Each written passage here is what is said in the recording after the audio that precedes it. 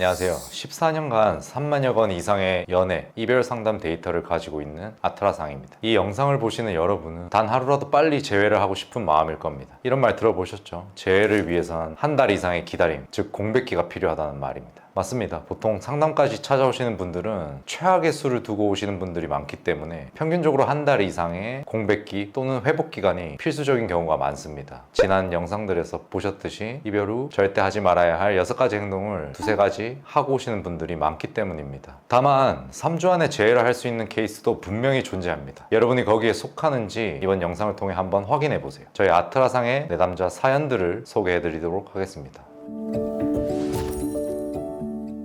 아트라상에서는 실제로 일주일에 최소 8개 이상 상담 후기 혹은 재회에 성공했다는 후기가 올라오는 편입니다. 내담자 한 분 한 분과 긴밀하게 소통하는 상담사 입장에서는 상담 받으셨던 분들 후기를 볼 때 가장 큰 보상과 보람을 느끼곤 합니다. 그래서 매일매일 저희 후기 게시판을 들어가는 것이 일상 루틴이기도 합니다. 저도 영상을 찍기 전에 저희 후기 게시판을 한번 들어갔다 왔는데 이런 구절들이 눈에 띄었습니다. 상대방이 술 취한 목소리로 "우리 정말 끝이냐?" 라고 말했습니다. 정말 헤어지자고 말한 직후부터 너무 후회됐다고 울면서 말하더라고요. "너무 보고 싶다. 늦게 알아서 미안하다. 진짜 고마웠다. 자기는 너무 힘들었대요. 너랑 다시 잘해보고 싶어. 내가 미안했어." 무려 3일 동안 70통의 전화, 카톡, 문자, 음성 메시지, 인스타, DM 등 폭발적인 반응이었죠. 정말 신기했습니다. 방금 제가 말씀드린 저 대사들은 빠르게는 헤어진 지 5일 만에, 좀 길게는 이별하고 2, 3주 만에 재회를 이뤄낸 내담자분들의 실제 후기들에서 등장하는 대사입니다. 상대방에게 직접 들었던 말들이죠. 아마 상대방과 다시 만나고 싶고 재회를 강력하게 원하시는 분들은 재회도 재회지만 최대한 단기간에 재결합하고 싶어 하실 겁니다. 이는 우리의 본능이기도 하죠. 그래서 오늘 영상은 아트라상의 1만여 건의 재회 후기 데이터를 바탕으로 3주 안에 재회하는 커플들의 공통적인 특징, 이걸 한번 말씀드려보도록 하겠습니다. 특징들에는 이런 것들이 있습니다. 1번, 이별과 재회를 밥 먹듯이 반복한 커플들입니다. 남녀가 서로 주도권이 비등비등한 상황에서 단순 자존심 싸움을 하는 경우가 있습니다. 이별 통보를 했다가 다시 만났다가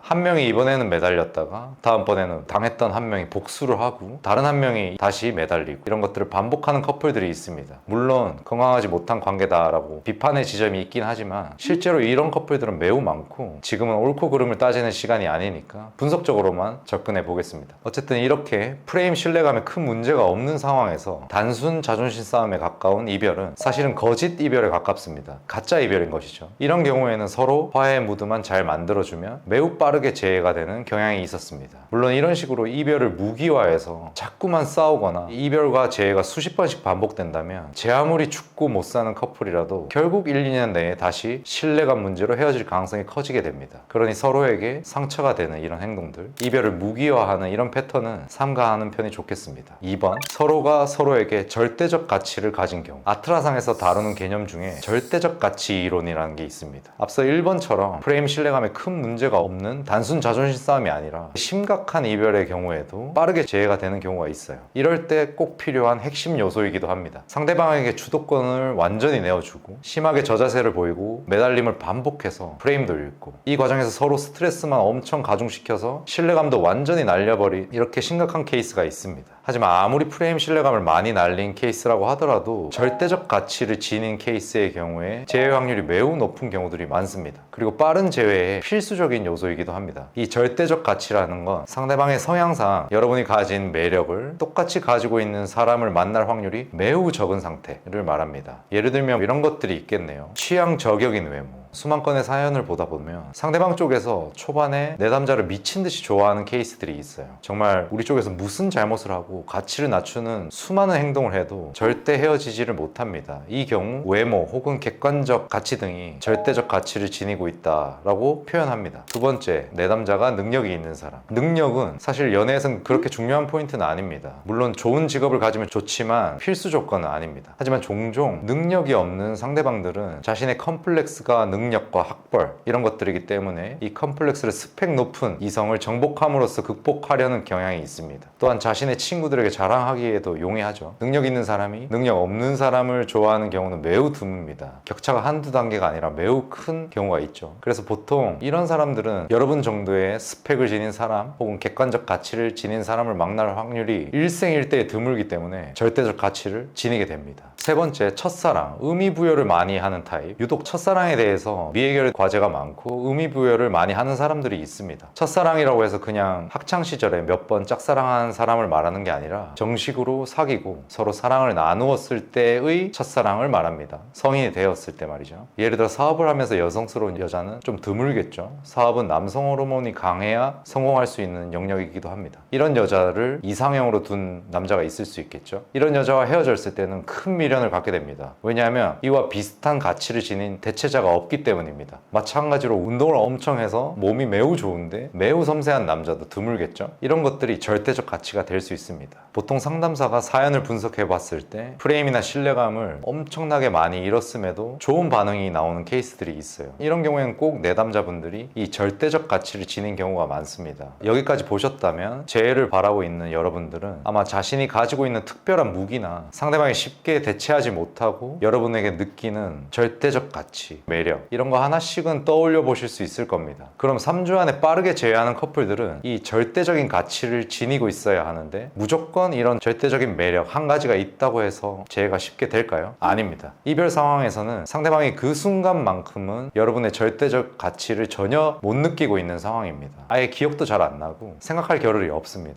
왜냐하면 이별 상황이란 건 정 떨어지고 있는 상황이니까요. 하지만 처음에 말씀드렸던 일주일 만에 재회했다, 3주 안에 재회했다 이런 후기들을 보면 이 절대적 가치를 확 살려버리고 상대방이 빠르게 여러분의 절대적 가치를 다시금 느끼게 만드는 방법들이 나와 있습니다. 3주 만에 재회하는 커플들의 특징 3번, 이별 상황에서 마지막 대처가 너무 좋았던 케이스. 절대 매달리지 않고 가만히 있기의 힘을 매우 잘 이용한 경우입니다. 재회 후기에 공통적으로 등장하는 패턴은 아래와 같습니다. 이별 당시에 저는 헤어지기 싫었기 때문에 이 상황을 망치지 않으려고 오히려 반대로 제 마음을 숨기고 덤덤한 척 이별을 받아들였습니다. 상대의 예측을 깨고 얼떨결에 카운터 펀치까지 날린 채로 상담을 찾아왔습니다. 혹은 이런 문장들을 찾아볼 수 있었어요. 심장이 아파 죽을 것 같았지만 상대방의 입장을 존중해주고 일단 가만히 있었습니다. 이런 글들이 매우 많습니다. 상대방의 현재 마음을 존중하는 태도 그리고 가만히 있기의 강력함은 입장을 바꿔 생각해보면 이해가 되실 겁니다. 상대는 나에게 아무런 직접적인 자극을 주지도 않고 가만히 있을 뿐인데 여러분은 지금 상대의 프로필 사진이 바뀔 때마다 혹은 인스타그램에 새로운 게시물이 올라올 때마다 심지어 팔로워 수가 오르락내리락 할 때마다 전혀 사실 확인이 안 된 것도 한편의 소설을 써내려가기도 하죠. 이렇게 상대가 가만히 있는 동안 우리는 끊임없이 상대의 의중을 궁금해하게 되고 상대를 생각하게 되고 상대를 연상시키는 감정들 속에서 살아가게 됩니다. 이 과정들이 상대를 미화시키고 결국엔 상대방을 그리워하게 만듭니다. 아트라상의 수많은 칼럼에서 재해의 원리에 대해 공통적으로 말하는 게 있습니다. 상대가 헤어짐을 결심할 만한 이유가 있었겠지만 막상 헤어지고 나서 보니 나를 잃은 지금이 더 괴롭고 고통스러워야 결국엔 재회가 된다 라고 설명을 하고 있어요. 상대 역시도 충분히 괴로워야 재회를 간절히 원하게 되어 있습니다. 앞서 말씀드렸듯이 상대가 나의 절대적 가치를 못 잊게 만들고 상대방도 나의 의중을 알지 못해서 결국엔 나에 대한 생각을 하게 되고 나를 연상시키는 감정들 속에 살아가게 만든다면 나를 미화시킬 수 있고 그리워하게 만들 수 있습니다. 그렇게 만드는데 가장 효과적인 수단 중 하나가 바로 가만히 있기입니다. 이별 상황 속에서 주인공인 여러분들은 아마 하늘이 무너지는 느낌을 받고 계실지도 모릅니다. 다만 아무리 패닉이라고 하더라도 일단 오늘 말씀드린 세 가지를 한번 생각해 보세요. 지금 이별하신 상황이라면 현재 상황이 1번 단순 자존심 싸움에 불과한지 아니면 진짜 심각한 상황인 건지, 그 다음에는 2번 우리가 서로 느꼈던 상대방과 나의 절대적 가치들을 떠올려 보세요. 그리고 절대로 쉽게 대체가 불가능한 이런 매력들을 상대가 최대한 빨리 그리워하게 만들기 위해서라도 3번 상대 입장을 존중해주는 태도, 가만히 있기를 해보셔야 합니다. 시작할 때 제가 일주일 안에 제외한 후기들 중에서 대사를 몇 개 말씀드렸잖아요. 이런 것들이 더 있었습니다.